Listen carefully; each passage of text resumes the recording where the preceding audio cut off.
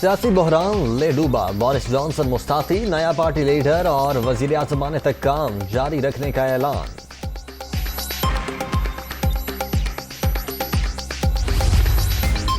I am F سے جلد بہتر معاملات طے پانے کی امید، معیشت کنٹرول میں ہے، افواہوں پر کان مت دھریں۔ بجٹ میں امیر لوگوں سے قربانی مانگی، غریب کو ریلیف دیا۔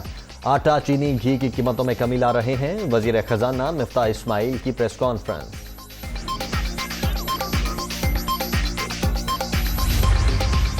اور وزیر اعظم ہاؤس اور آفس کو 1 ماہ میں شمسی توانائی پر منتقل کرنے کا فیصلہ، قومی سولر انرجی پالیسی کا اعلان 1 اگست کو ہوگا۔ پالیسی کا نفاذ صوبوں کی باہمی مشاورت سے ہوگا۔ وزیر اعظم کی انرجی ٹاسک فورس کے اجلاس میں گفتگو۔